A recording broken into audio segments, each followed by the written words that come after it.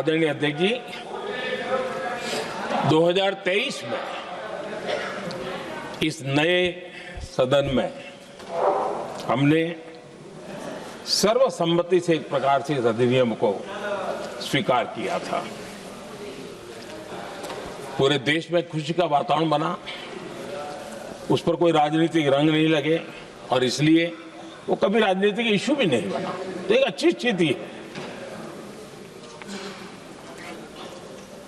अब सवाल UEM जयपुर एक आदर्श लक्ष्य है।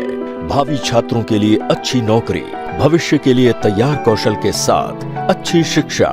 ये है कि हमें कितने समय तक इसको रोकना है। अब यहां जो लोग जनसंख्या वगैरह के विषय उठाते हैं, क्या आपको मालूम नहीं है? मैं चाहूंगा कि अमित भाई अपने भाषण में इन सारी चीजों का उल्लेख करेंगे, जब कि हमने जनगणना के संबंध में कब कब क्या क्या किया था, बाद में कोविड आया, उसके कारण क्या मुसीबत आई, कैसे रुकावटें आई, ये सारी बातें हम सबके सामने हैं, इसमें कोई विषय नहीं है। लेकिन पिछले दिनों जब हम 23 में चर्चा कर रहे थे, तब भी व्यापक रूप से बात ये थी कि इसको जल्दी करो।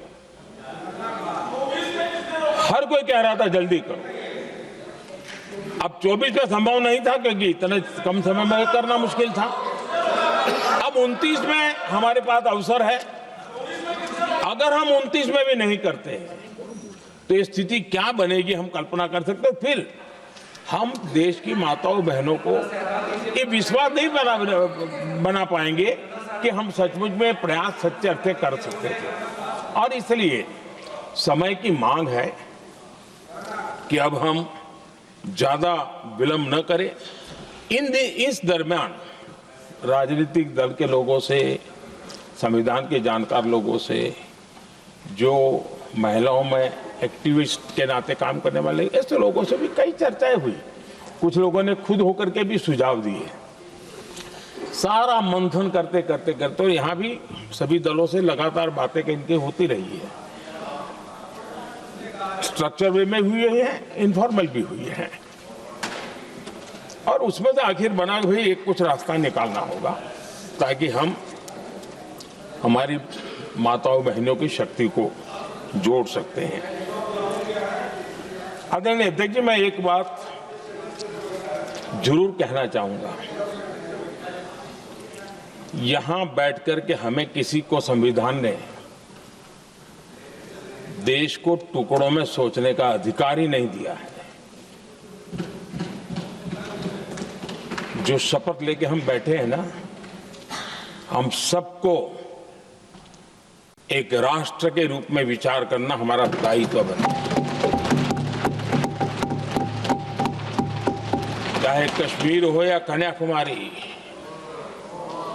हम टुकड़ों में न सोच सकते हैं, न टुकड़ों में हम निर्णय कर सकते हैं।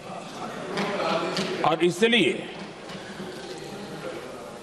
निराधार रूप में, जिसमें कोई सच्चाई नहीं, रत्ती भर सच्चाई नहीं है, सिर्फ राजनीतिक लाभ लेने के लिए जो बवंडर खड़ा किया जा रहा है, मैं आज बड़ी जिम्मेवारी के साथ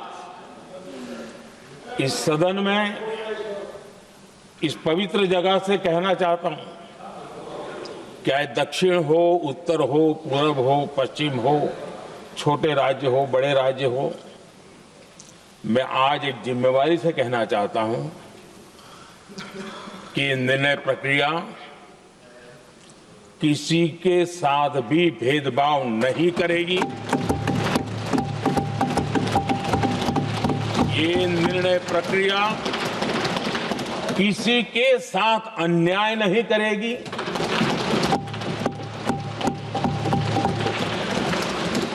भूतकाल में जो सरकारें रही और जिनके कालखंड में जो परिसीमन हुआ और जो अनुपात उस समय से चला आ रहा है, उस अनुपात में भी कोई बदलाव नहीं होगा और वृद्धि भी उसी अनुपात में होगी।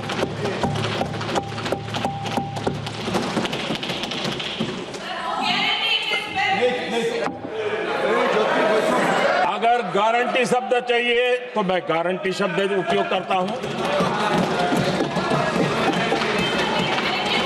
वादा की बात करते हो तो मैं वादा शब्द उपयोग करता हूं।